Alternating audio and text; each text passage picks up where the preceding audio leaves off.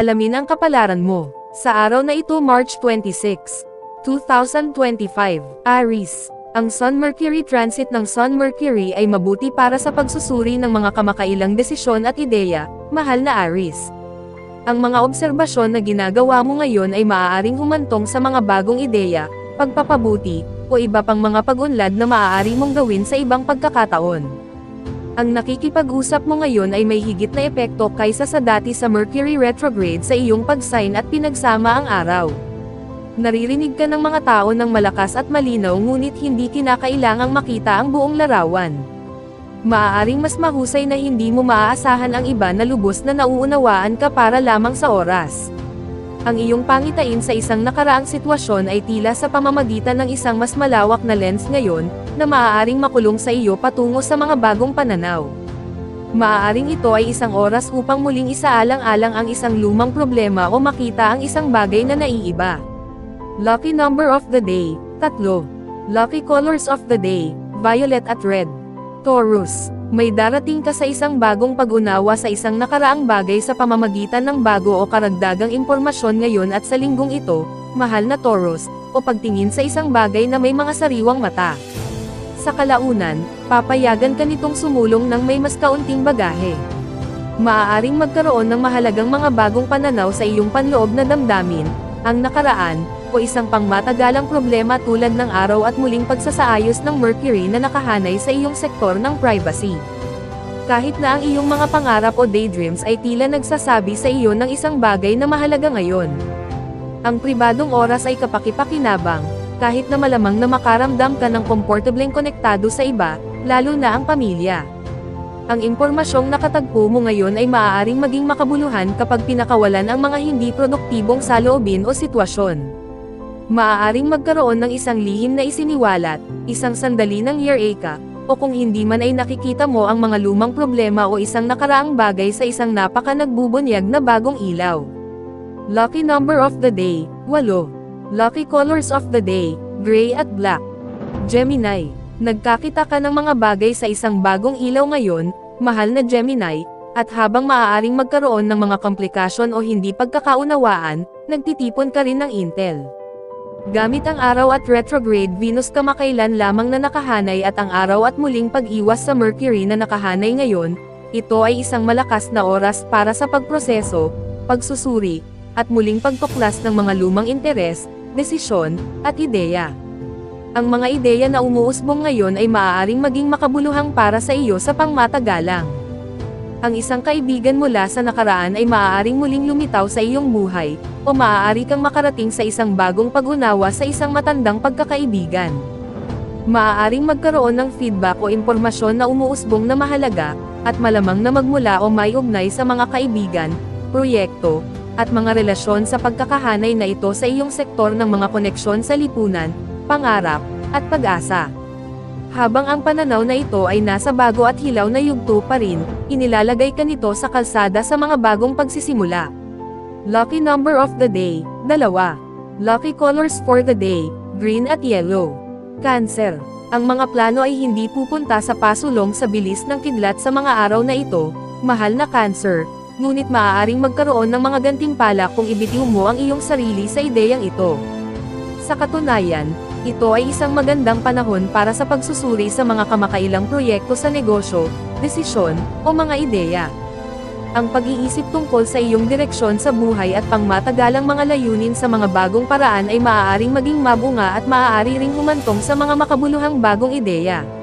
Mag-isip sa mga tuntunin ng pag-recycle o muling pagbuhay ng mga lumang proyekto o ideya para sa pinakamahusay na mga resulta habang ang araw ay nakahanay sa retrograde Mercury ngayon. Marami pang epekto o suntok sa kung ano at kung paano ka nakikipag-usap ngayon, kaya't ang pagiging mas pumipili sa iyong mga salita o paraan ay marahil isang matalinong pagpipilian. Habang hindi pa ito ang oras para sa paggawa ng mga pagpapasya, ang iyong mga obserbasyon ngayon ay maaaring maging napakahalaga sa ibang pagkakataon. Lucky number of the day, 1. Lucky colors of the day, violet at red. Leo, maaaring maging isang mahalagang araw ng ideya para sa iyo, mahal na Leo, bagaman ang isang makabuluhang ideya na bumubuo ngayon ay malamang sa isang medyo hilaw na estado. Bigyang pansin ang kung anong impormasyon ang darating ngayon, balita man, ideya, o iyong sariling mga musings at obserbasyon. Ang mga saloobin ay maaaring lumingon sa nakaraan o sa mga kamakailang pagpapasya at plano, ngunit tinitingnan mo ang mga bagay sa isang bagong ilaw, na sa huli ay maaaring maging kapaki-pakinabang. Ang mga pag-uusap na nakikipag-ugnay sa iyo ngayon ay maaaring maging inspirasyon, lalo na kawili-wili, at marahil medyo maliwanagan. Ang mga ideya na umuusbong ngayon ay maaaring magkaroon ng pananatiling kapangyarihan, kahit na sila ay magbabago at magbabago mamaya. Maaari rin itong maging isang oras para sa muling pagdiscover ng isang lumang interes o muling pagbuhay ng isang espesyal na linya ng pag-iisip o paksa. Ang isang bagong pananaw ay umuusbong sa edukasyon, paglalakbay, o pag-publish. Maaari itong maging isang oras para sa pagguhit sa iyong karanasan at paglikha ng isang bagong bagay mula dito, o para makita ang mga bagong layer ng isang sitwasyon na dati mong napansin, at binabago nito ang lahat. Lucky number of the day, 2. Lucky colors of the day, maroon at black. Virgo. Ang araw ay nakahanay sa iyong kasalukuyang retrograde planetary na pinuno, Mercury, sa iyong solar 8 bahay ngayon, mahal na Virgo. Ang pag-alay na ito ay nagdudulot ng malakas na pagganyak para sa pag-iwas sa iyong personal na sikolohiya o paggalugan at pagsusuri sa iyong mga damdamin, matalik na saloobin, kagustuhan, pananalapi, at dinamikong kapangyarihan sa isang pangunahing relasyon. Maaari kang makakuha ng isang pahiwatig sa isang misteryo o pagsisiyasat, at nakikita mo ang mga bagong layer sa isang sitwasyon na gumawa ng isang pagkakaiba-iba ng mundo sa iyong pananaw. Ang bagong pananaw sa isang lumang relasyon o ang iyong sariling psyche ay maaaring maging kapaki-pakinabang at maliwanagan. Ang mga saloobin, ideya, balita, o pag-uusap tungkol sa confidential o nakakalito na mga bagay ay maaaring maging kapaki-pakinabang at partikular na malikhain ngayon, na humahantong sa mga mahahalagang direksyon o pag-unlad sa iyong buhay. Gumawa ng oras upang makipag-chat sa iba dahil maaari kang malaman ang isang bagay sa iyong pakinabang.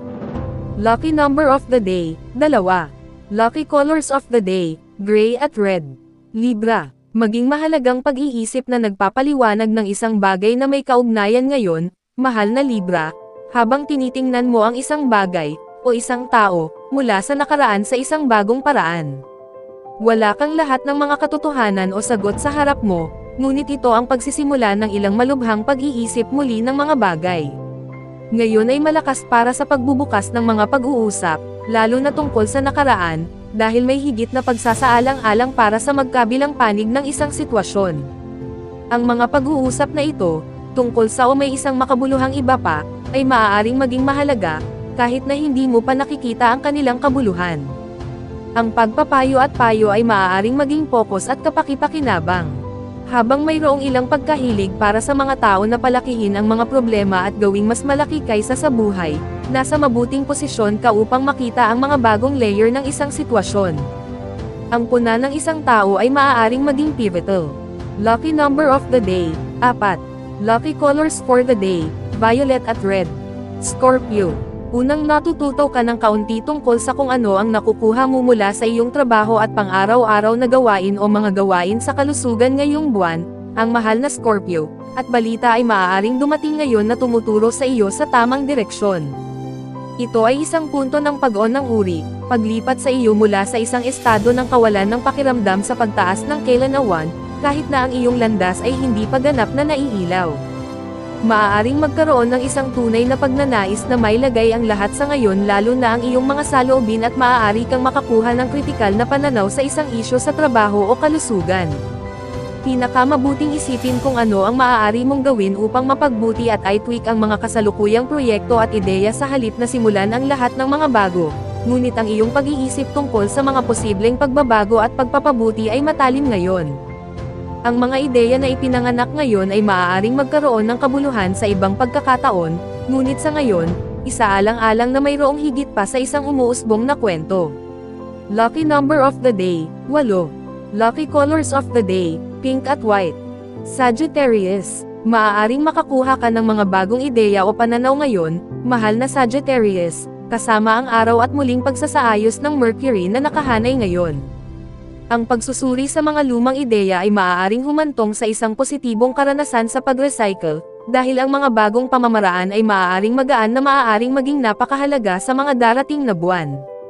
Maaari itong maging isang araw ng malikhaing inspirasyon, at maaari kang makaranas ng isang epiphany ng mga uri tungkol sa isang malikhaing o romantikong bagay.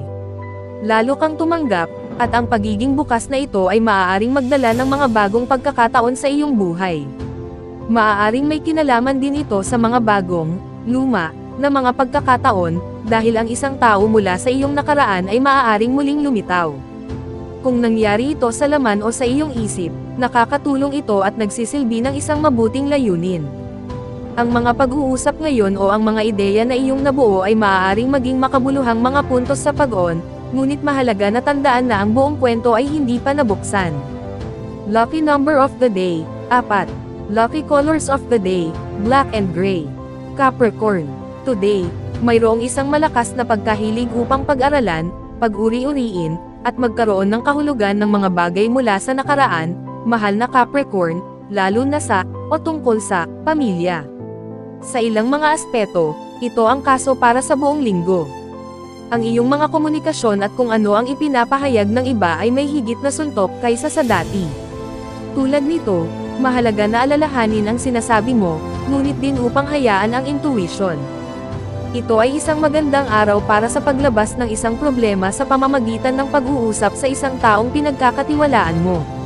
Subukan na huwag itulak ang mga sagot, ngunit gumawa ng ilang banayad na paggalugad ngayon, dahil ang mga ideya na nagmula sa iyong mga talakayan at nakapagpapaalaala ngayon ay maaaring maging makabuluhan sa ibang pagkakataon, marahil kahit na ang pagtukoy. Halimbawa, maaari kang makarating sa isang bagong pag-unawa sa isang nakaraan, bahay, o bagay sa pamilya.